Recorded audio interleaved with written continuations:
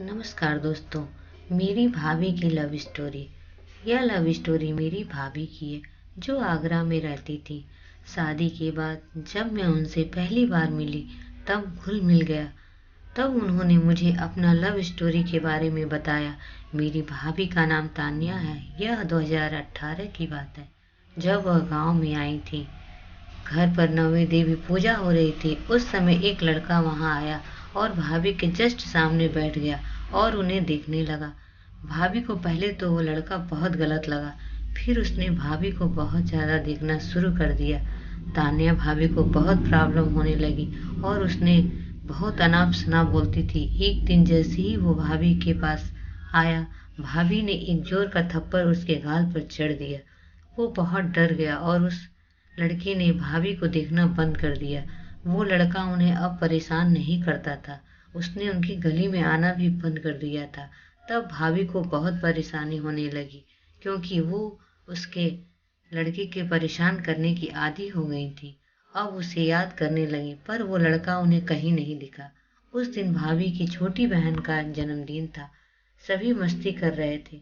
भाभी भी ऑलमोस्ट उसे भूलने ही वाली थी। लेकिन उसी दिन वो लड़का फिर आ गया और आते ही उसने भाभी को हाय कहा। इस बार भाभी ने कुछ नहीं कहते हुए उसे हाय का जवाब दिया। इसी से वो लड़का समझ गया कि कुछ तो बात है।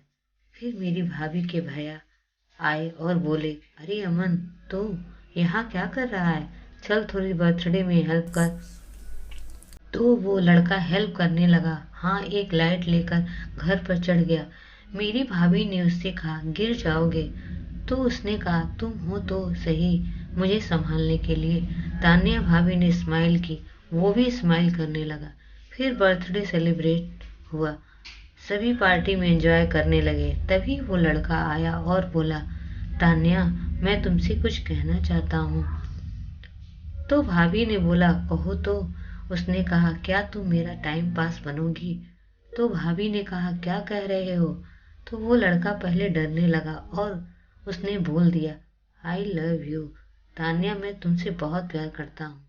तुम मेरी जरूरत हो। भाभी तो पहले से ही उससे प्यार करती थी लेकिन फिर भी बोल दिया, सोच कर बताऊंगी। तुम अपना फोन नंबर दे दो। और 2-3 दिन बाद भाभी ने बोल दिया, आई लव यू। तो अमन और भाभी की लव स्टोरी शुरू हो गई। आफ्टर 6 मंथ बाद भाभी की शादी तय हो गई और वो लड़का दोनों अलग हो गए। इसी गम में भाभी ने अपने हाथों पर उसका चाकू से नाम लिख डाला और यह सुनते ही उस लड़के ने भी हाथ पर नाम लिख लिया।